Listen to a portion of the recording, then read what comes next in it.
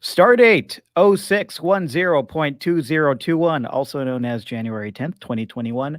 Welcome to Star Trek Discovery Pod, a kind of smart, kind of funny podcast about new Star Trek and classic Star Trek. I'm your reluctant captain, Mike Garcia.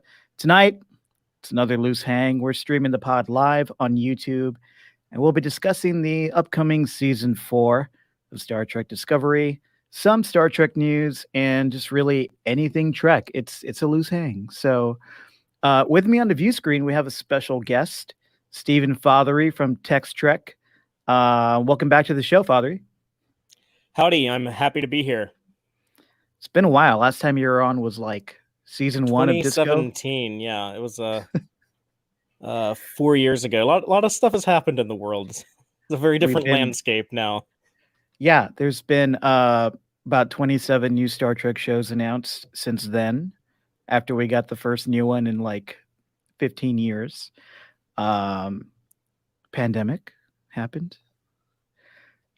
But people are probably wondering what happened to my regular co-host. Mariah, Clyde, and Grant are lost in the Delta Quadrant this week. They're looking for coffee in those nebulas, I guess. Oh, no. So, Fothery, thanks so much for joining me this week. I'm super happy to have you here. Before we jump into it, I'm a fan of your podcast, Text Trek, especially the new series you're doing all about DS9. You're covering DS9 like season by season. I think you're going to start season 4 pretty soon, right?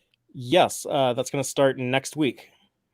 So DS9 is my absolute favorite Star Trek. So tell us a little bit about that series and just tell us about Text Trek in general and where we can watch or listen to the show. Sure. Well, we're easy to find. You can find us on YouTube. Everything is streamed on YouTube, or you can listen to us wherever you get your podcast. And the main thing that we do is cover, I guess, the new episodes as they come out week by week, but also in the off season, I guess you can call it, when there's no current Star Trek, we do talk about some of the older stuff. And right now we're having a lot of fun going through Deep Space Nine. Me and my co-host Dave, he's watching it for the first time. I'm watching it for the 47th time. So we come at it with two very different perspectives. We've also had like a few guests on this year. We had Jesse Gender, really great content creator. And I recommend people go and check that out. We've had Larry Nemechek, a world authority on the real life history of Star Trek, I would say. So that's a great listen in my opinion. And we've had Will Wynn, who is kind of stirs up some controversy online. He's recently featured on StarTrek.com as the Star Trek communist. So we have like a pretty big variety of things. And the thing that we try to offer when we talk about new episodes is we give a very deep analysis of the episodes, both in the writing, the story, that type of stuff, but also like the technical details that like old school Trek nerds want to geek out about. So we try to give like a pretty deep look at things. And so we're looking forward to covering the new episodes coming later this year. Yeah, I love Star Trek, as you know, and I've been a fan since I was a kid, but you put me to shame in terms of like your fandom and how you dig into these episodes and all the stuff that you can just recall by memory that I had to look up in you see, this is how bad I am. I was going to say Wikipedia. Memory Alpha. No, I don't talk about the other Star franchise, or not on my not on anything Text Trek related though. I don't even like to say the name of it. Yeah. Sometimes I'll come on here wearing the other franchise apparel and I'll get a lot of shit for it. So I didn't do that tonight. I mean, I don't have anything against it. I just noticed that a lot of Star Trek content creators like to talk about it, and I never hear any of the other Star franchise content creators talk about Star Trek. So I'm like, you're big enough. I don't need to platform you two. Like, y'all are good on your own. Really good point. Those are some awesome guests that are on your show. I can't believe you got Larry Nemechek and Jesse Gender. I've become a new fan of hers. Or a new fan of theirs. I'm a really big fan of Jesse. And it looks like maybe you just need Steve Shives and Will Wheaton on there to fill it all out. I'll see what I can do. But yeah, we've had a lot of fun with having some guests on this year, and I am really thankful that I've been able to talk people into to showing up on my small little podcast. So it's been fun. Yeah, I highly encourage everybody to check out Text Trek and sub to the pod for obviously some great Trek talk from our fellow Trek fans here in Austin. Well, thank you so much. All right. That's very kind. So if you're watching us live on YouTube, please drop some questions and comments in the live chat. As usual, type capital pod, P-O-D, in front of your question. And if you're listening to the audio version of the pod, make sure to catch us live on YouTube next time, Thursdays at 9 p.m. Central. Also, sub to the pod on all platforms, including YouTube at StarTrekPod.co. All right, Father, let's jump into talking about Trek. I know we're just going to have a kind of a loose hang and cover a few different topics, but I wanted to get started with season 4 of Disco, which I believe is coming out in 2022. That's what they say. No, they say it's coming out this year. Is it I this was year? a little skeptical, but that's what they've moved the goalpost before on release dates. So we'll see. I don't know. The thing is, they're shooting with the COVID protocols in place where they kind of have to plan everything. They have to like really plan shots out before they shoot, and they have to bring like department by department on stage. You have like, okay, the set people, and then they all leave, and then like the wardrobe people come make sure everyone's costume looks good, and then they leave, and then the makeup people come touch up the makeup, and then they leave. I don't know if that speeds up the shooting or slows it down. I could see it possibly having either effect. So maybe they were able to shoot a season faster than normal because of how much they have to pre-plan everything. True. But it'd be a pretty quick turnaround if they got it out before the end of the year. But that's what they claim. Yeah, you're right. And the idea is to get Picard out, right, in like the first quarter of 2021 and to get Disco before then. So, I mean, 2022 and then Disco this year. So hopefully we will get Disco this year. The thing I'm kind of bummed about is that maybe Tig Notaro is not going to be a big part of the season because at least not the first half. At least not the first half, yeah, because she obviously was not super comfortable showing up to the production during COVID, but maybe we'll get some like view screen, like space Skype stuff from her on the show. Oh, that'd be cool. I didn't think of that. Yeah. So I'm super interested in what you think about Discovery because I haven't really talked to you about it since like season 1, and we're heading into season 4. But I'm sure we'll get into how you feel about the show, just kind of ongoing during this conversation. But first, with the new season in production now, set to hit Paramount Plus, hopefully in 2021, based on that cool teaser we got a few months ago, reports from the set, I'm sure you're gobbling all that up. Do you have any predictions just generally for Discovery season 4? I actually don't really have many predictions because I feel like we don't have that much information to go off of at this point, and I do pay attention to all the official releases, but I kind of try to like ignore like the unofficial leaked stuff that comes out, just kind of out of respect to the people that do try to like keep that stuff secret. Right. But you know, the main thing we have, I suppose, is the trailer that they put out a couple months ago. And yeah, I guess the main takeaways of that is that they have colorful uniforms now, and they're dealing with a gravitational anomaly. So I don't know if it's going to be another season of like, oh, there's this big space anomaly that's causing a lot of problems. It seems a little repetitive of season 3. So I'm kind of hoping this is just something they deal with early in the season, and they didn't have like footage of the later stuff to put together in the trailer. But yeah. I think the big thing is just going to be the way that the show changes with Burnham in command. And I think that's going to be a big part of the story, is like her, you know, coming into that role. That's obviously something that they're going to want to tackle after building up to it for the last 3 seasons. And yeah, I don't know what they're going to do with, you know, Saru, with him not being on the ship. So I guess I would suspect there's going to be some other Saru B story that maybe like we'll cut back and forth to what he's doing, and then, you know, back to the ship and back to Saru, and eventually like those plot lines will dovetail and build up to something together. They are talking about doing more stuff with Gray and Adira and that relationship, which I think was one of the most interesting things in season 3. And I love that weird family between, and I say weird not because of anyone's orientation or gender or anything, but it's because it's a man with tardigrade DNA and his mushroom zombie husband, and they're raising a girl with I'm sorry, non-binary person with a slug in their belly who's dating a Trill ghost hologram. So, See, that's even weird for the Star Trek universe. Like that's yeah. uncommon. So yeah, but I love that. I love that part of the show. So yeah, there's it's actually Discovery. I'm looking forward to it. I'm looking forward to some of the other shows a bit more, and I'm not really sure what to expect in this new season. Yeah.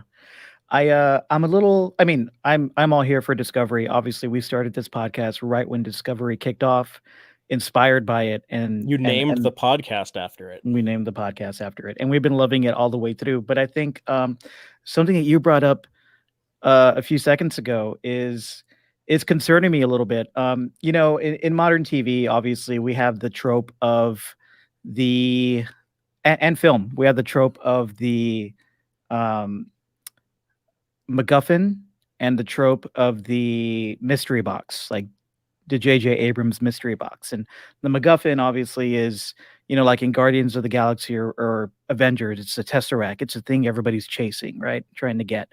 And that kind of is the engine of the story. And the mystery box is just a mystery you have to solve. And I think Disco, like a lot of other shows, has for 2 seasons, season 2 and season 3, maybe a little bit in season 1, has combined those two, where we get like a MacGuffin mystery box, where we're chasing something throughout the entire season, and there's also a mystery around it that we have to figure out what it is or what the details of it are, or where it came from. Like in season 2, we had the Red Angel. We're chasing the Red Angel. We're trying to figure out where it is and where it's coming from, and then the mystery was, what does it mean, right? And in season 3, obviously, we had the burn, and let's chase the burn and find out its origins. And then the mystery was, what made it start, and can we reverse the effects? So we're always kind of chasing some kind of, MacGuffin that's out there in space. And this season, it seems like there's this odd gravitational anomaly showing up randomly in places that makes everything all Christopher Nolan-y, and we have to figure out what it is. So again, it seems like, we're chasing a MacGuffin, and we have a mystery box. And I think largely, like, if that type of storytelling to be successful, for a lot of people anyway, the resolution of that, the unraveling of the mystery and the locating of the MacGuffin has to be impactful and has to really pay off and be emotionally satisfying. And I think it's kind of been, for a lot of people, I think, and me included, the last 2 seasons, it hasn't been that satisfying. Like in season 2, we found out the Red Angel was kind of Burnham's mom, but also kind of Burnham, and it was a little muddled, and the payoff was just kind of muddled. And then in season 3, I wasn't a huge fan of exactly what caused the burn. And I do think the show does strive to like connect those resolutions to those mysteries to character. Like obviously in season 2, the Red Angel being tied to Burnham and her mother, and how much of a huge emotional thing that was for Burnham was a good idea. But I don't think it resolved all that impactfully. And the same thing with season 3, because the fact that it was an alien from Kaminar who was going through this emotional trauma um, gave Saru some agency to become something of a mentor and a helper to this Kaminarian. I don't know. I don't remember what we call them. Kelpian. Yeah, they eat kelp. So yes, that's right. That's why they're Kelpians. They farm kelp. That's right. So yeah, it didn't really land. So I don't know if we're going to go down the same road this season or not. how do you feel about that type of storytelling and how Disco has kind of led us down that path the past couple seasons? Well, I agree with everything you're saying, and I definitely understand, the criticisms of those season finales being a little disappointing. That's one of the risks of doing this big season long arc, is that if you don't have a satisfying conclusion, it feels like, someone was telling you like a joke and it was like kind of funny and kind of goofy, you're laughing at it, but then you get to the end and the punchline just Yeah. falls flat and doesn't land. It kind of diminishes the entire thing, right? One of the things that I think might be causing that is that Discovery is a show that's always kind of been in a state of flux. You had a guy come in and develop it, Brian Fuller, and then he gets fired because he's also working on American Gods and he's not getting his Star Trek stuff done on time. So they, they give him the axe. They have his lieutenants in charge of it, and then they get rid of them and they bring in. Oh, sorry. That was my phone. Sorry about that. Mhm. They bring in Akiva Goldsman and Alex Kurtzman to have a bigger role, and Akiva Goldsman wants to do like this Pike spinoff, so they start setting that up in season 2, and at some point they decide that they're going to put Michelle Paradise in charge and Right. jump the ship 1,000 years into the future. So what we're getting at like the end of these seasons is they're also having to set up the new direction they go in. Season 2 they conclude the story with the Red Angel and Mama Burnham and all of that stuff, where they end it in a way so that they can put the ship in the future. And then season 3 they tell the story of like how did we create like this kind of post-apocalyptic weekend Federation. We have the burn, all the dilithium got destroyed, and how that they do it in a way so that they can get Saru off of the ship and make Michael the new captain, because they want her to be captain. So it's kind of because like they're changing courses and they're having to end their stories in a way that sets up their new direction. And I think that is, instead of just coming up with the ending of their story and building towards that and kind of having it be its own thing and not worry about the next big change in the status quo of the show, I think that might be part of the issue. I'm hoping that eventually, now that they've had one consistent showrunner for an entire year, which hasn't happened previously on the show with Michelle Paradise, I'm hoping that she'll kind of do what Michael Piller did when he came into season 3 of Next Generation and kind of like really helped that show find its voice. And, if you go into season 4 of the Next Generation, that show's is firing on all cylinders. Mhm. Similar to what happened on Deep Space Nine when Ira Stephen Bear took over in season 3. And, you get to season 4, and it's just like they've worked out all the kinks. That show knows what it's doing 100%. And I think that that's something that I'm looking forward to in season 4. Now that they've had time to fine tune the show, what kind of stories they're going to tell going forward. Yeah, you're giving me a lot of confidence now because we the episodes of Michelle Paradise was around for are really good. And the fact that we're going to get some stability finally with Disco is encouraging, right? And even For though real. throughout all the showrunner changes and all the behind the scenes changes, I gotta agree with our viewer Takako. I'm gonna put her comment up here on the screen. Um, Takako says, I gotta bring this up. I took the ending of Discovery season 3 as an invitation to empathy. What does the loss of his entire family, his entire people, as far as he knows, to a child? And she's talking about, I don't remember the character's name, but it was the Kelpian who was responsible indirectly for the burn. And that was all rooted in that character's emotional journey, and it was connected to Saru's emotional journey. So I think Discovery, even though it's gone through all these shifts in direction, seems like at the end of every new season, like you said, we're getting a new show, and it feels a little unstable. I do like that it seems like it's always been committed to emotional storytelling and character-based storytelling in terms of like you mentioned that family unit we're getting with Stamets and his new kids and his partner. Um, this um, this show, unlike a lot of other Star Trek shows, is extremely character based and is very interested in its characters' emotional lives, and I appreciate that. I want to bring up something that Marge said. You mentioned Gray earlier and Adira. Marge says, "Do you guys think Gray will become corporeal in season 4?" I think we've heard a little bit about this. What do you think? Mm-hmm. Yeah, Michelle Paradise was just mentioning something somewhere recently, I believe within the last week, that Gray becoming seen, like literally seen, like people being able to see him, is going to be a big part of season 4. So I don't know if they'll go like the Voyager route and make him stay a hologram, give him like the Doctor's mobile emitter. They are in the far future where they could have that type of advanced technology.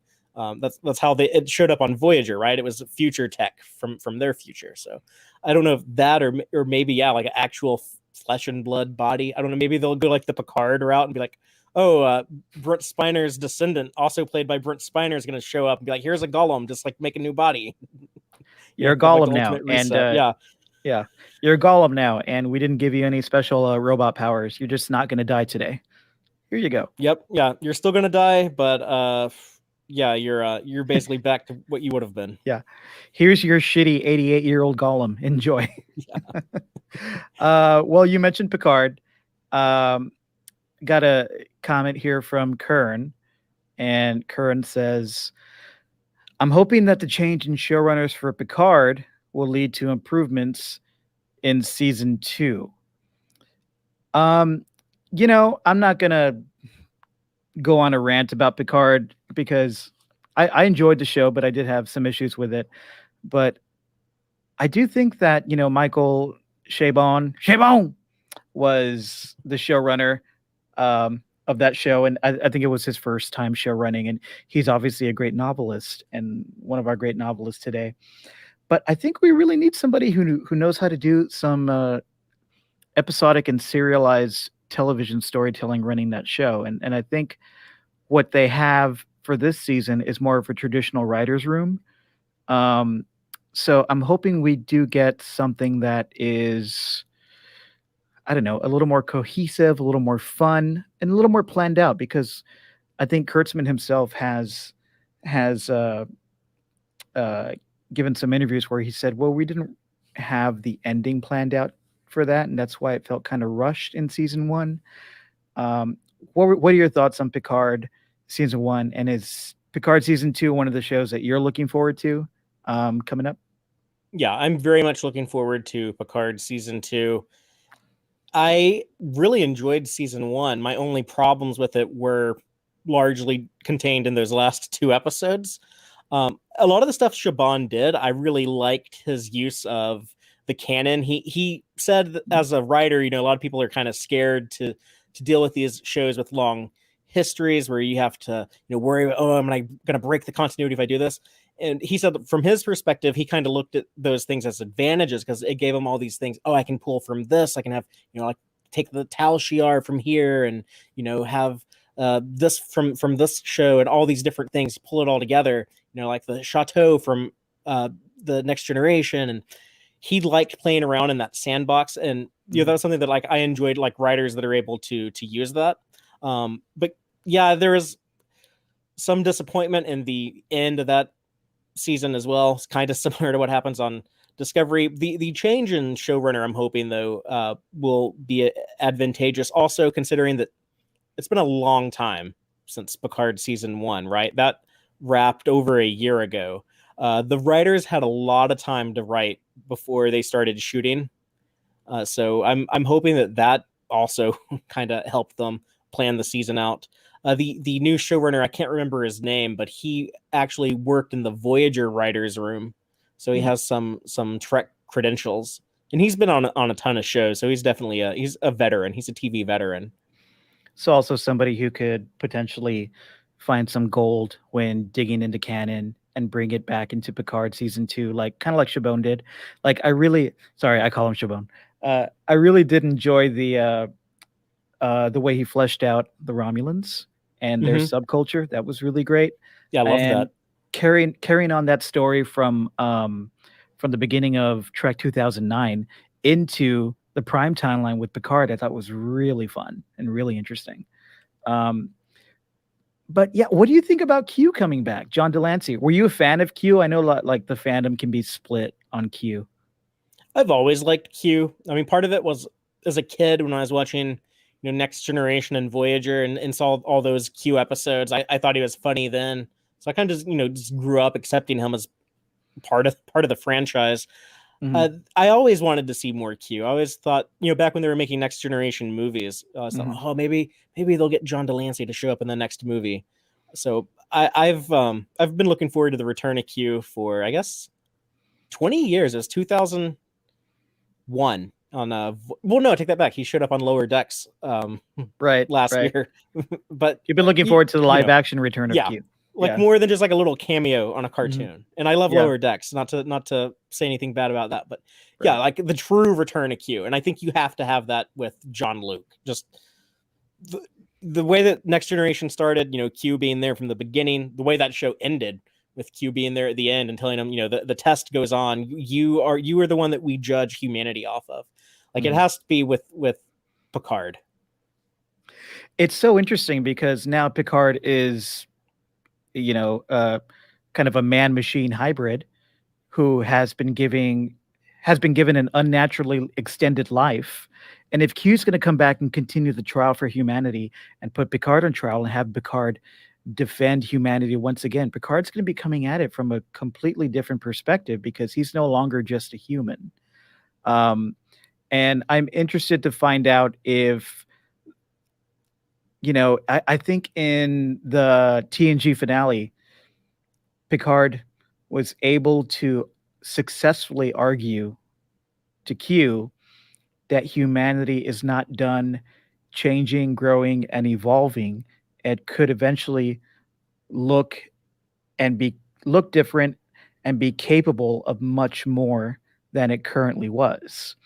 And now Picard seemingly is a new type of being who has evolved out of humanity into something else. So I know I'm getting a little heady with this, but I find the implications of that really intriguing, and I can't wait to see how Q is going to react to the fact that Picard has essentially transcended his humanity, especially since their connection was all about Q being so interested in the concept of humanity and judging it through Picard, who's no longer human. Like, what does that mean? Yeah, I haven't thought about it from that angle because I'm Mhm, I'm not sure how much they're going to lean into the synthetic Picard mhm. angle. Like they could potentially just kind of treat it like when Spock got regenerated on Genesis 3, and like oh, like he's back to life and we're just going to act like he's normal. Yeah. Or same thing with like He's Dr. Kolber got like a new body made out of mushrooms and we're just going to, act like nothing happened. So yeah, yeah. I don't know if they'll go that route or if they'll like really lean into it or somewhere in between. I've seen some theories that Q's just going to show up and snap Picard back into his old body, and he's going to be human again, and we'll erase the last couple episodes of Picard season 1. So I don't think they'll go that far. No, and I don't think they need to do that. They don't really get into like the details of like how like these new synthetic bodies work, but I just Mhm. kind of assumed, it's like a BSG Cylon, like he's still flesh and blood. It's just Yeah, grown in a big jar and not a traditional approach to like making a human body, but it's kind of the same stuff. do you bleed, Picard? Do you bleed? Hey, you mentioned Lower Decks. Um, Tell me about how you're feeling about Lower Decks. Our pod has loved it. We have a good time, obviously, with all the Easter eggs and references, but the characters are great, and the storytelling, the character-based storytelling, like Disco, on Lower Decks, has been a real joy to watch over season 1. So, how are you feeling about Lower Decks, and what do you think is going to happen in season 2? I think I needed Lower Decks just with the variety of the shows. Discovery and Picard can both get a little dark at times, especially like each one of their first seasons.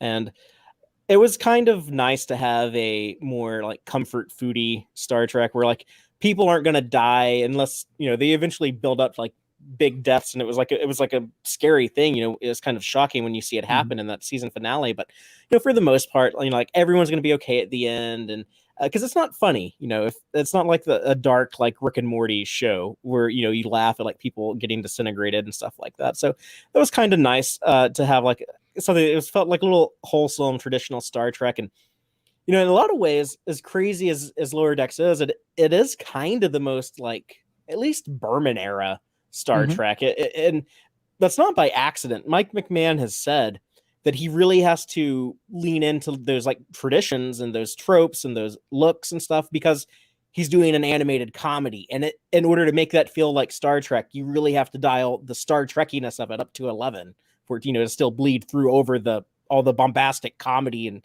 exciting animation and everything. So, but I love that combination. I love that mixture. If it was the only Star Trek show on the air, I don't know if I'd be satisfied, but having like this buffet of shows where you can have like, oh, this one show is going to be like a hard hitting drama, and this other one's going to be a little bit more action packed, and then this one's going to be like the animated comedy. So I like that. Yeah, the game plan has been really good because they're keeping things fresh. We're getting almost different genres from every show or different types of Trek. And I think you hit the nail right on the head with Lower Decks. It is comfort Trek, right? Because it's the Trek that a lot of us, especially our generation, really knows and loves and is comfortable with. Like our comfort shows are 90s Trek, our Berman era Trek.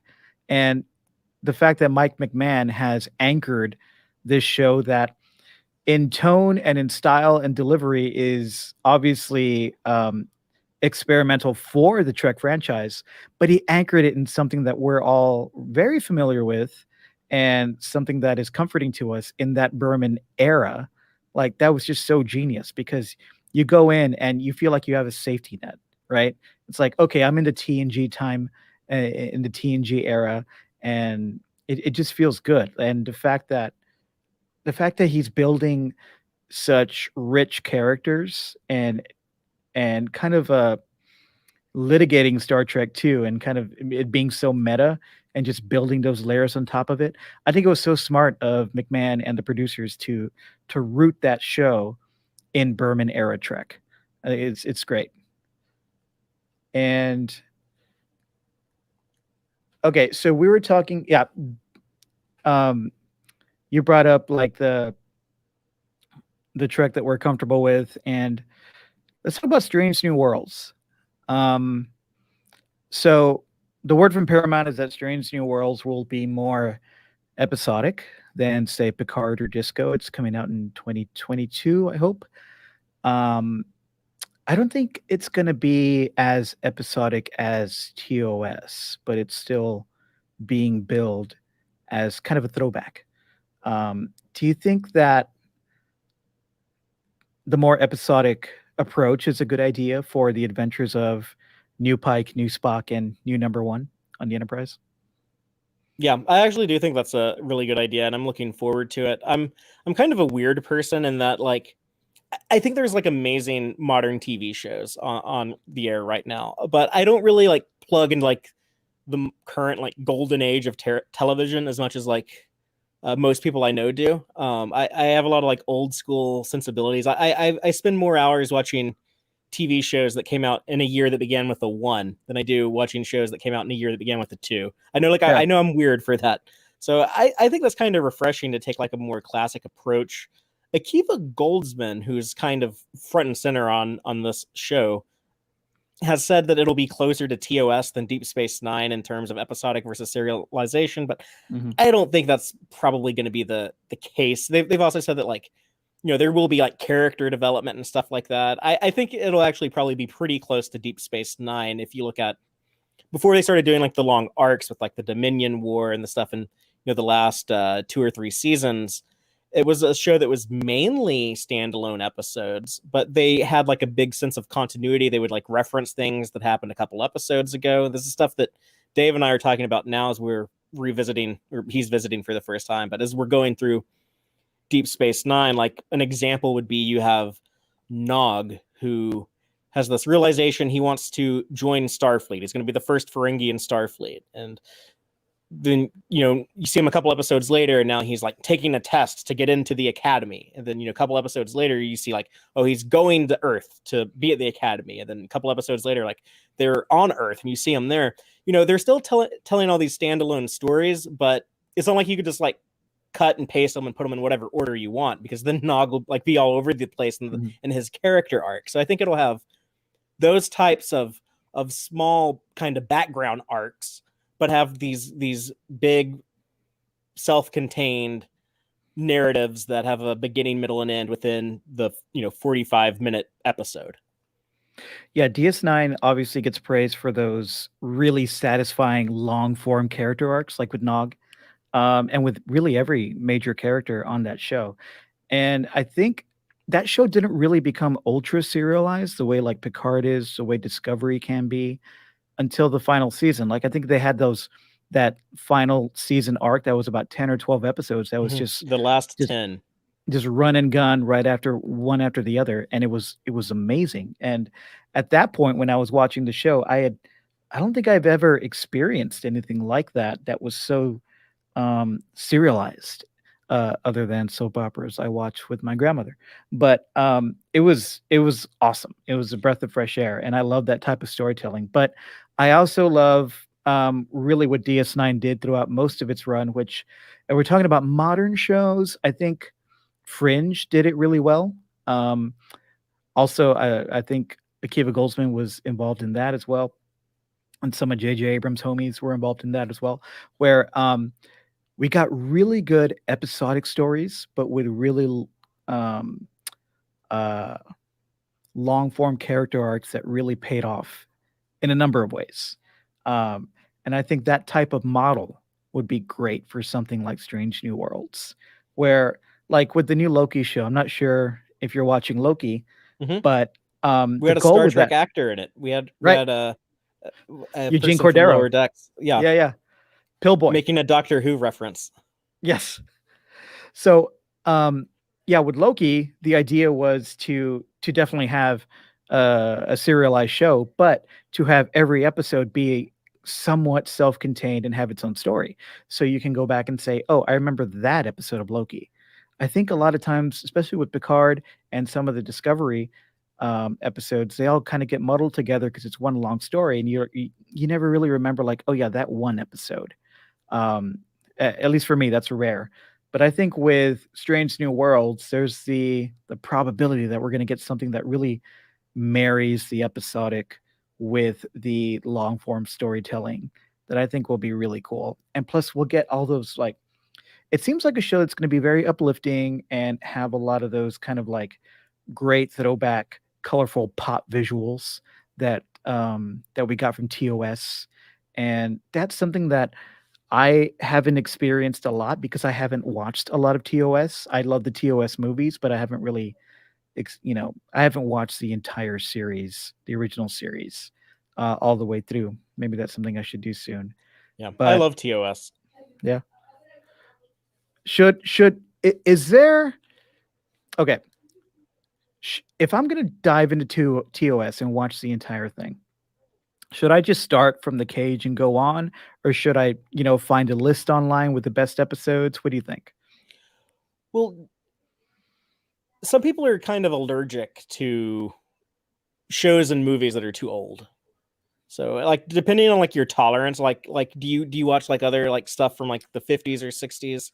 Yeah, I'm a huge Dick Van Dyke fan. I love old sitcoms. Yeah. But I would say, yeah, just try to, just plow through it from beginning to end. That first season is actually pretty strong. And one thing that I kind of miss in modern Trek is that the original series, they did have like these very tightly written episodes that were very strong, self-contained stories. And, sometimes like I'm probably the only person under the age of 45 who thinks TOS is better than Next Generation.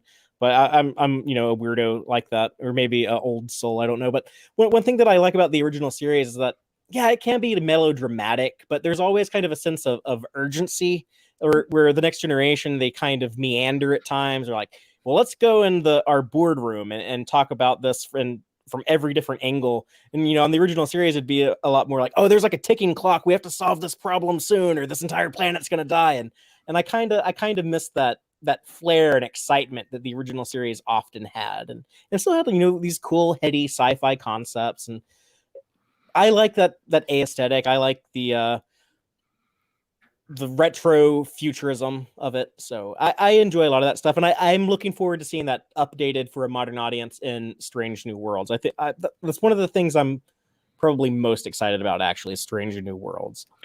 I'm with you. I'm really excited about it. That's probably the of all the Trek stuff on the horizon, that's the one that's really grabbing me at the moment. So we have a comment here from Kern, who says, as much as I love TOS, it's annoying how little connection between the episodes there is, like how they forget the Romulans had a cloaking device. Yeah, I feel that, but I don't know. This was a big debate. I'm sure you've talked about it with people, but when Disco premiered and the Klingons didn't look like TOS era Klingons, that was fine. It's 2020. They're going to update the look, and the Klingons never really had a consistent look. So in terms of I don't know, I'm not really a stickler for canon. How do you feel about that stuff? I don't think it's the most important thing in the world, but it makes a lot of people happy when you get it right. So I encourage them to, to try. I'll be open-minded, and if they get things wrong, then I get to have all the fun of trying to do the continuity gymnastics and figure out a way to explain it in my head canon. So that's kind of a fandom pastime in and of itself. Yeah. But I think that's something that they're a little bit more aware of with the shows now, because there was some pushback on Discovery season 1, and it something that the last few seasons, what we got in Discovery season 3, I guess, and what we saw in Lower Decks, I think they are trying to be a little bit more aware of that type of stuff. So I'm not worried about it. And yeah, Star Trek's never been perfect about it anyways. Yeah. Lee's A says, I'm watching TOS from the 3rd season, last episode going backwards, and thanks to our watch along pals, it's a great experience. Oh yeah. Okay. For everybody who's listening or watching, if you haven't joined us on Patreon, it's at the $2 level, you get to join our private Slack group, where pretty much every night there's Star Trek watch along. So you get to watch random Star Trek episodes with tons of people who love Star Trek. So get on that at patreon.com/Star Trek pod. But that's an interesting way to watch it, from the 3rd season going backwards. Yeah, I was kind of thinking, why would you want to do that? But then I'm thinking oh, well, the show will get better if you do that, because the 3rd season is really weak. Right. And then the first 2 seasons are really strong. So yeah. How do you feel about the animated series? I love it. It took me a while to get to the point, and I think it's just, when you really deep dive into a franchise, eventually you've consumed everything, or you've watched it all multiple times, and you're kind of hungry for more. That might have happened to me. I used to be very dismissive of the animated series. I grew up with Michael and Denise Okuda's Star Trek Encyclopedia that came out, and I think the first one came out in 94, but I bought every edition of it. I used to fall asleep, reading this big Star Trek Encyclopedia every night, and they omitted it, and I think that's kind of well, the animated series doesn't count, and I kind of always took that mentality. But in recent years, I've watched it a couple times, and I've actually grown to really appreciate it. It does feel to me more of the original series, and the original series is my second favorite Star Trek after Deep Space Nine. But I also read the novel by Aaron Harvey and Rich Shepus, and we had both of them appear on Text Trek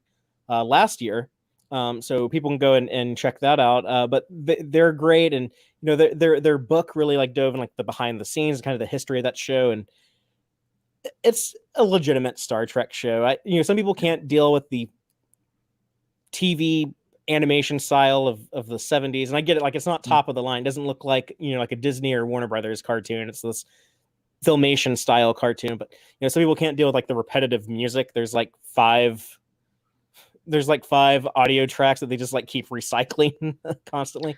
But hey, the stories are solid. if we could watch Scooby Doo with like them running and their backgrounds repeating 100 times, I mean, yeah, you can watch the animated series. I do think that, you know, with New Trek starting from the Kelvin timeline ongoing, the animated series has been given a lot more credence. I mean, there is an episode of the animated series in which we see Spock's development as a young child on Vulcan that very much feeds into his arc in Star Trek 2009, and I think also inspired the writers.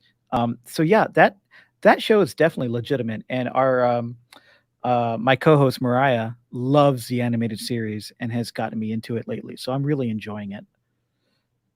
And in Um, some ways, it's kind of better than some of the original series episodes because there's some episodes that just drag and feel kind of like bloated. And it's like, man, if they could have just like trimmed this down to a tight little, faster paced 23-minute story, it would work better. And there's yeah, a lot of stories like that in the animated series. And yeah. a lot of the same writers, that worked on TOS worked on TAS. Hey, I want to put a challenge to everybody in the chat. Guys, as we go on over the next 15 minutes, in the comments, try and guess what bridge is the background for Steven's a background here. Just try, and we'll let you know at the end, and we'll see who gets it right. Because I got it wrong. I thought, well, I'm not going to say what I thought it was, but yeah, just let us know what you think it is, and don't give us any clues, Steven. Oh, I won't. All right. Hey, so we're talking about old Trek, and this is kind of a question I want to ask like every Star Trek fan that I ever meet because I'm not sure why, but I kind of love Star Trek 5 for tons of different reasons. I talked about it before on this pod. We covered it. Everybody hated it. I loved it. I was the oddball. Do you love or hate this William Shatner directed masterpiece, or do you have like lukewarm feelings about it? Where does Star Trek 5 fall for you? The Final Frontier. I mean, I don't hate any Star Trek movie. I don't even know if I would say like I dislike any Star Trek movie, but I don't. There's stuff that I do like about it. It's probably I think it's like number 3 Hmm. from the bottom. How I would Oh. rank the movies. I was like number 3. Wow. No, yeah, no, the From the 3 from the bottom. bottom. So yeah, that'd make it what, like number 11, I guess, from the Yeah. top. I like the opening. I like the camaraderie with Bones and Spock and Kirk, and Yes. some of the Cybok stuff I actually like, and I like Yes. the performance. Shatner actually makes some good directorial choices in that movie. Like there's some stuff that's shot in very interesting ways. Something that stands out to me is like when he gives like the hostage video, when Cybok sends like that staticky video to the Federation, and Mhm. Kirk and Spock are watching on the bridge. Cybok is kind of like purposefully like walking towards the camera and Mhm. giving his demands, and it doesn't make a lot of sense for someone to do that, but it looks really cool. And like Shatner is not a bad director, but it was just unfortunate that that movie went over budget and they had to skim on a lot of the special effects, and the whole third act just falls apart. I can't say it's a good movie in my opinion, but I certainly enjoy aspects of it, and I think that's really cool if you love it. I'm glad that it did something for you that it didn't do for most people. Everything you said about it, like that shot of Cybok in the hostage video going towards the camera, like that is burned into my brain. And Lawrence Luckenbill's performance, even though it can be criticized now, like it's not doesn't have as much gravitas as maybe it should have, but it's just, I love it. And I'm glad Sean Connery didn't play that part, because I think Lawrence Luckenbill had a great like sense of mystery and foreboding about him. And then at the end, he has this great like big heart and empathy, right? And it's cool. It's a cool performance. I kind of wish we had gotten, Cybok Redux in Discovery. Maybe we It would will be in so Strange New bold. Worlds. That would be so brave if they did that. I don't. Right. I think the only show that would ever have the courage to do Cybok would be Lower Decks, because they could play it as a joke. Right. I don't think anyone else would be brave enough. I don't think so either. It'd be cool. Strange New Worlds could do it. They could have like Cybok, come over visit Spock or something. Mhm. I've always wondered what Cybok of the Mirror universe would be like, and I just assumed that he has like this like death cult, and he's just kind of like the Charles Manson of the mirror universe. And he's just like this evil leader of this little religious group going around murdering people. Yeah, he has a Vulcan insignia like tattooed on his forehead. Oh yeah, he's like the upside down IDIC Yes. to make it like evil. Yes. It's the IDIC logo. That would be awesome. Okay, so we have a few guesses. I'm gonna wait a little bit to see if somebody can guess. I'm not gonna say whether or not somebody has guessed correctly what your bridge is, but we'll get to it. We'll get to it in a second. Okay, so someone asked me this on one of our live streams a few weeks ago, and I kind of fumbled with the answer because I don't know. But let's say somebody in your age group, in our age group, came to you and said, "Hey, I think it's time for me to get into Star Trek. Where do I start? Where do you start them?" I would ask them, well, what kind of shows are you into? If they were like, oh yeah, I like to watch like a lot of old vintage sci-fi stuff. I like Planet of the Apes and Twilight Zone and that type of stuff. Soylent Green and all of those movies, those sci-fi movies. I'd be like, okay, you need to start with the original series. If they were someone who was really into like modern sci-fi but didn't like older stuff, they're someone who might have done BSG or like The Expanse, Firefly, and nothing really older than that, and they were kind of hesitant to go back past that. I'd be like, you need to start on Discovery. A lot of people, I actually think like The Next Generation is kind of a good starting point, but it is kind of a rough first season. So I would encourage people, like try to get through like those first two seasons, and if you can't do it, just cut to Yesterday's Enterprise, and then like go from there to Best of Both Worlds Part 1, and then go straight into season 4, and you'll have a good time. Yeah, that's a good idea. I always kind of fumble with the answer because I always want to like most of my favorite episodes or movies are episodes that involve like time travel or some like really complicated continuity. Like Yesterday's Enterprise. It's amazing, but it can be confusing maybe for a newbie because you have two different eras of Trek interacting, so maybe that's confusing. And like The Visitor from DS9 is probably my favorite personal Star Trek episode, but that's an outlier, right? And we'll be talking about that one next week when we start Oh. season 4 DS9. Yeah, Right. Yeah, Dave just watched it for the first time, I think last night, and he messaged Did he me cry? like, oh yeah, I'm crying. Yep. Oh, it's so I can't count how many times I've seen it, and to this day, just waterworks. Oh, I like if I start the episode, that opening shot when it shows Tony Todd in there, he's got like the picture of his dad and like the baseball, like the music starts to swell. Like 20 seconds into the episode, I start crying. Just automatic reaction. Yeah, dude. I'm going to zoom out a bit so people can get a better look at your bridge. Oh, you're giving away all my secrets. Yeah.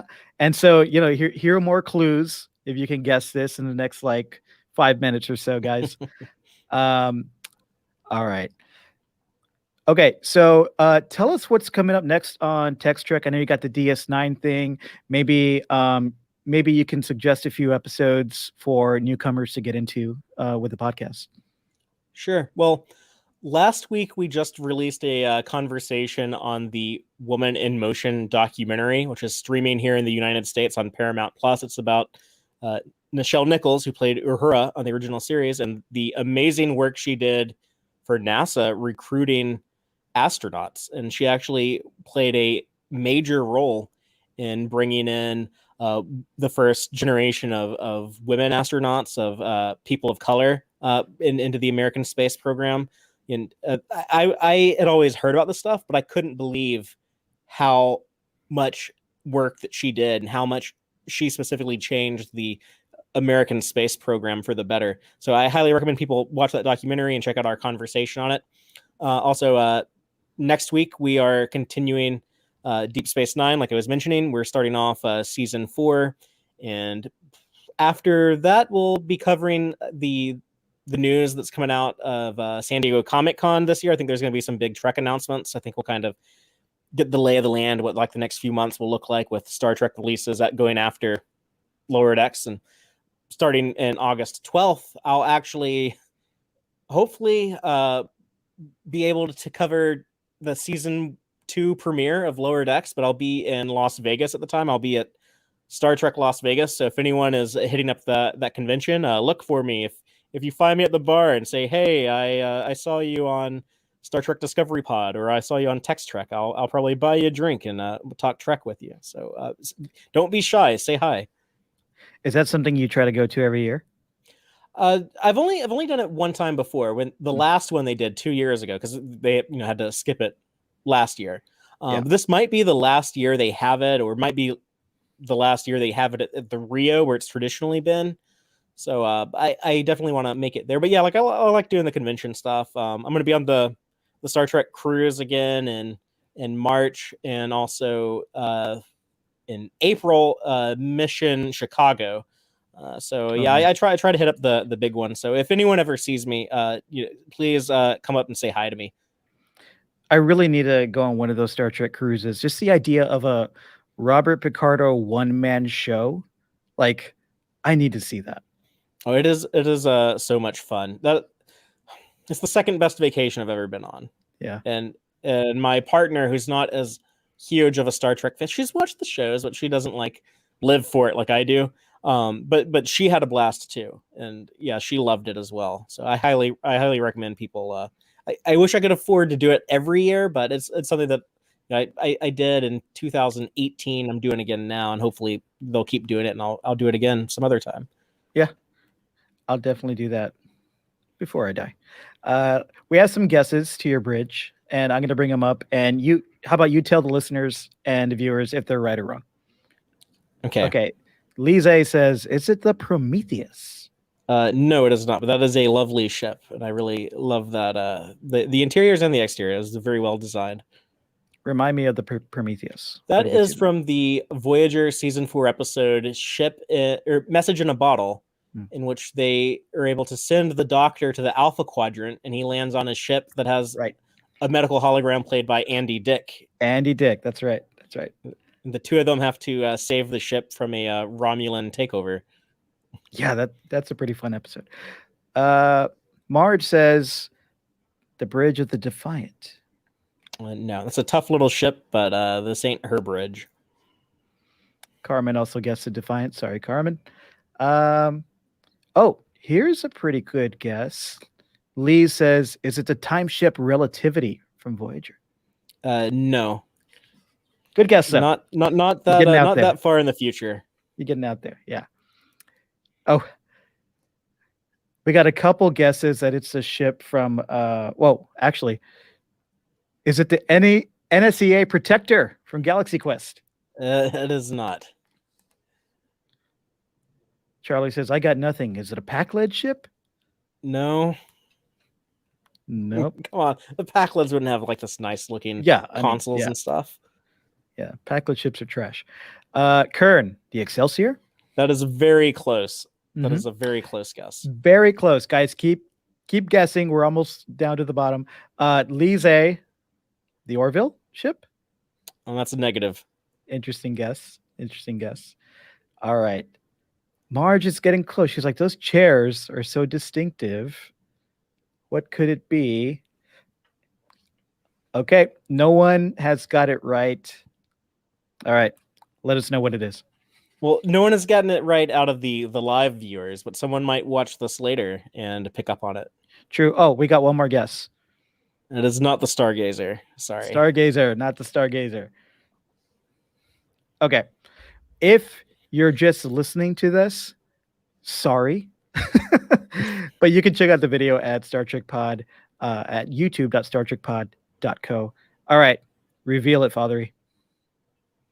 Do you want me to reveal it, or do you want to see if any of the people watching it later might guess it? No, I want you to reveal it. I want our live viewers to know what it is. It is the Enterprise B that only shows up at the beginning of Star Trek Generations, but it was a redress of the Enterprise A bridge set, which they also used for the Excelsiors. That was a very close guess. I was going to guess I almost guessed, because I didn't know when you popped on the call. I was going to guess that it was maybe the D, the Enterprise D, because it looks really modern, but it doesn't look that modern. It definitely looks like a movie ship because it looks like the lighting is darker and more distinctive. And that's one thing about the next gen movies, especially Generations. The lighting in Generations is like the best thing about that damn movie. But Yeah. but yeah, that is the Enterprise B, and I do have a special place in my heart for the Enterprise B, where Scotty, where Captain Harriman, was it Harriman? Mhm. Captain Harriman basically shit the bed and had to have Kirk save his ship as it was as the Nexus came and threw everything to hell. Takako, you're right. That is a deep cut. Well, That's what you get with Fathery. I went with it because it looks like it can kind of be from multiple eras, and it is kind of Mhm. it is kind of indistinct. For my purposes, it is the bridge of the Starship Texas, which is where I broadcast from. Is that the one you typically use on your shows? Yeah, it's an actual like ambassador class starship, registry number NCC 260304. I think. Yeah, that's the registry, and it makes sense. That's where like the ambassador classes typically like slotted in the registry numbers in Star Trek. So I put a lot of thought into it. Very Too cool. much, more thought than anyone should. Dude, come on. It's what we do. All right, we're coming up on the hour. Thanks again, Father, for jumping on the pod with me tonight. Remind us where we can find Text Trek. Sure, and thank you for having me. But you can find Text Trek at text-trek.com, or find us on YouTube. We're on Facebook, and you can also follow me on Twitter at TXTrek. All right, everyone visit StarTrekPod.co to sub and follow the pod on all podcast platforms and YouTube. We want those YouTube subs, so please follow us there. Just go to StarTrekPod.co for all the links. Also, again, if you want to join our private Trek fan Slack group with Trek episode watch-alongs almost every night with tons of awesome, positive Trek fans, go to patreon.com/Star Trek Pod and sign up at the $2 level. That's patreon.com/Star Trek Pod. Again, Father, thanks again. We'll talk soon. And everyone, thanks for supporting the pod. Follow me on Twitter at Mike Moody Garcia. Live long and prosper.